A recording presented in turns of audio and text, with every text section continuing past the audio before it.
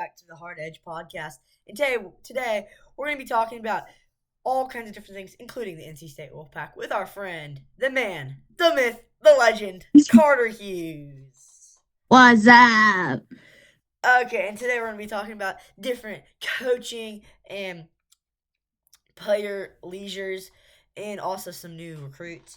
And we're just be talking all kinds of stuff. Carter, you want to start us off with anything? Yes, I would, Evan. Thank you. Yep. Um, so if you haven't heard by now, NC State's coach Will Wade he has he wants to leave. He's going to LSU, Yeah, I've heard about and that. he coached from LSU for uh from 2017 to 2022. And in his statement, he said, "It's a chance to go home." That was his statement. And even though he got fired after his last season, Yeah. and our NC State's athletic director, he responded to that Will Wade's um Will Wade's speech, and he stated the Wolfpack ain't for soft people. Also, you want me to add something? Sure. During Will Wade's time at NC State, he went 20-14. He had many good wins over number 18 Clemson, number 16 UNC, swept Pitt and many other teams, and also made March Madness. So that's a pretty big coach y'all lost there, but y'all will probably get a better one. But there's many downsides to losing a coach. Do you have any downsides you have for losing Will Wade? I mean, this was a pretty mediocre season, and if he doesn't want to be loyal, then so be it. That just proves that he isn't very loyal. And I think a conspiracy going on right now is NC State might get St. Louis's coach, Josh Shorts. He beat Georgia by 30 in the round of 64, but then they lost to Michigan. But Yeah, that's fine. you know, I think he'd be a good coach. Yeah. But also something to consider is the recruits. That's what happened with us last year. We had multiple good recruits under Darren DeVries that were coming in to this season, but once he left, they all uncommitted. So Hmm. there's also some conspiracy going around that Syracuse is heavily recruiting y'all's recruits, and they also the players are kind of interested in Syracuse. These players are including Paul McNeil, Matt Abel, Cole Clover, and Trayvon Carter. Those are all the players that they're targeting. So does that scare you at all? Yeah, it does because Paul McNeil and Matt Abel, they were both in our starting five this year. They Yeah. were incredible. Paul McNeil, second best 3-point shooter in NC State history in one season. I mean, he got the second most, almost beat the record. In your opinion, do you think that they will leave, or do you think they'll be loyal and stay? Any of those players I mentioned. I mean, it's really a test of time. You can never really be too sure. Yeah. I'm hoping they'll stay, of course, but you know, you never know. Speaking of WVU recruits, on the West Virginia side, West Virginia is heavily targeting some players in the transfer portal, and they're actually doing pretty good into it, and the players are actually interested. So there's some players including Isaac Caesar, a 6'6" forward out of Yale, 65% shooting from the field. No, actually from the court, anywhere on the court. And he's a really big guy, big physical, and he's a pretty good shooter for his size. I think we could hopefully get him, and he'd be a key player in our offense because we didn't have many big men that could shoot last year, and I think that would be a key puzzle piece and just a big contributor in next year's offense with Miles Sadler and others. But Hmm. another player they are um, targeting is Ian Elmer. Not sure if I'm saying his name right, but he's out of Miami, Ohio, and he's also interested. He is a 3-point sniper, and he shoots 43% from deep. So I think that's pretty good, and he's also a lockdown defender. So I'm really excited for these guys. And if we could pull them in, I think we could have a pretty good season next year. NC State's also targeting a few players. Do you know any of those players you can mention? Yeah, so there's quite a few they're targeting, but the most important one I would say, or the one I would be most excited about getting is Seton Hall's Najee Hines. Mm-hmm. He averaged 13 points last season, 10 rebounds, and 3 blocks, and he shot 57%. Yeah, So yeah, I would. hmm it's pretty good. He's 6'10", 270 pounds. That's really cool. 6'10". That's really pretty sure. Is he a freshman or transfer portal? Transfer portal.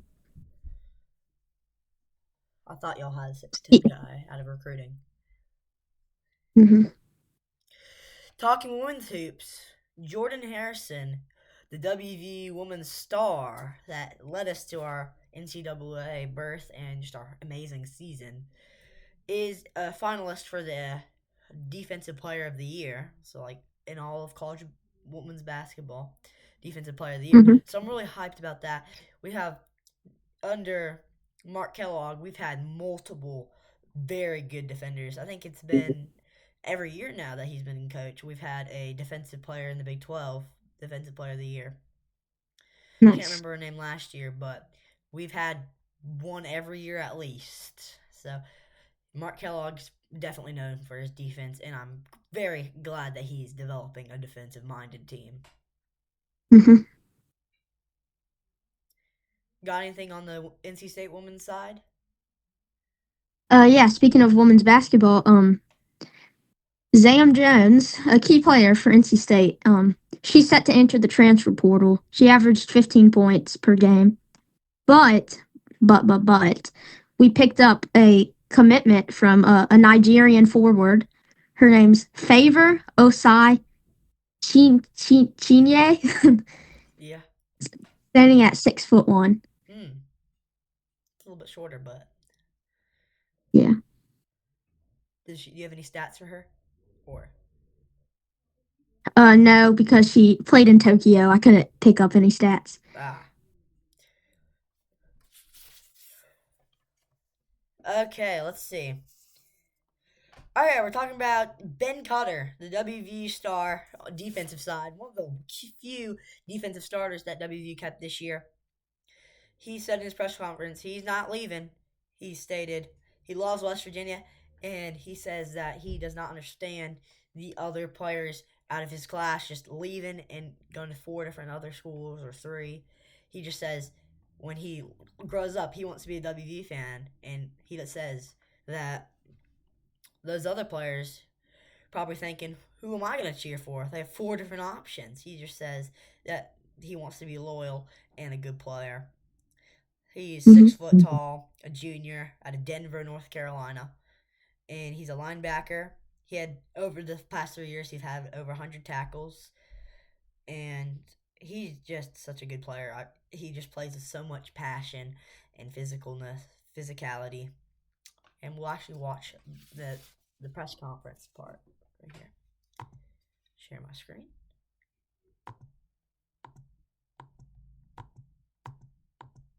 Okay, here we go.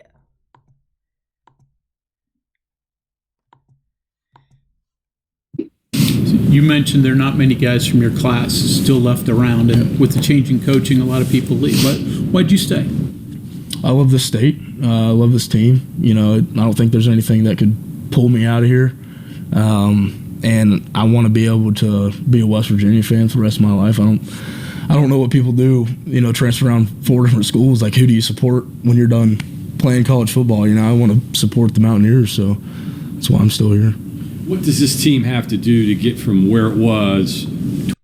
So that's just really, really heartwarming there that he actually cares about the state, and he just hmm really just wants to help the team and just make it be better. What do you think about that Yeah. clip, Carter? Yeah, I mean, I wish Will Wade was as committed to NC State as he was to West Virginia. Yeah. That would have been. pretty nice. We've had a lot of pretty good. We haven't had many actually. Very committed players. Have y'all had any? Like overall, y'all sports teams, have y'all had any players that have stayed over 4 years? Yeah, Peyton Wilson. Any others? He's probably. Oh man. I think Philip Rivers did. I'm pretty Yeah. sure. Or I think the few I could and mention. then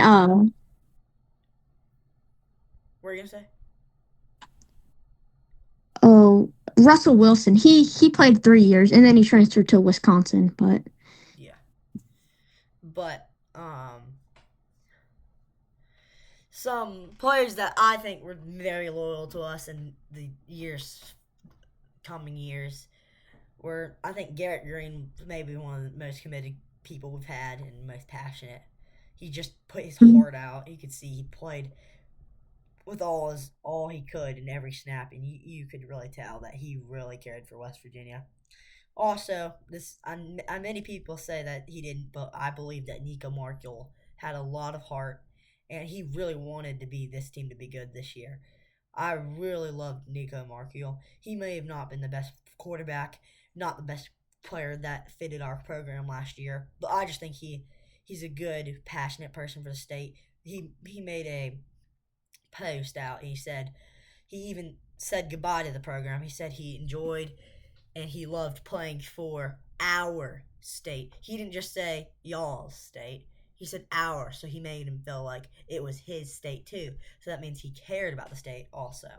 So that really made my heart warm whenever he said that. yep, and also CJ Bailey. Kind of the same case as other good players that stayed committed to their team Yeah, because I mean he's one of the best. He's probably a top 10 quarterback in college football, yeah, and definitely. he had the opportunity to go like I bet almost any college would probably pick him up, Yeah, but he decided to stay at NC State, not a, a football powerhouse. yeah, that's very good. Let's see. NC State and West Virginia are in a very similar situation right now, wouldn't you say? Mm-hmm. Mid. No, I'm talking about the coaching situation. Did you know that West Virginia has had over 4 coaches in 4 years in basketball? Oh yeah. We've had 4 coaches: Bob Huggins, Josh Eilert, Darren DeVries, and then Ross Hodge. Oh, let's not get you started on Darren DeVries. Oh, let's not get me started on Darren DeVries. You know I can get pretty angry when we're talking about him. I really wanted us Yeah. to play in the Crown tournament against him and get his butt whipped. He went to Indiana, correct? Yeah, and he sucks there. And Yep. bro, it actually makes me mad because he spent over like $30 million. He got top three. The guy from Florida last year, can't remember his name. He's like a top 3 in his class. hmm I got him and one other top 10 recruit, and they did nothing with him. They didn't even. Yeah. They barely did anything. We probably could have beat them in our when we were hot. I'm rocking my West Virginia shirt right now, actually. Yeah. But thank y'all for tuning in. This is a little bit of a shorter episode. But wait, before we leave, Carl, do you have anything else you want to say? No, you can take it away. So thank y'all for watching. Everyone, I enjoyed. Carter hopefully enjoyed. The bear definitely enjoyed. But thank y'all for watching and tuning in. This might be Carter's last show of the week, but he'll definitely be back next week. Hopefully, if he wants to. But we'll definitely have him on, and hmm hope maybe some other people on. And tell us in the comments what do y'all want us to do next. And just thanks for watching. Drop a like down below if you want, and we'll see y'all. Say goodbye, Carter. Bye bye.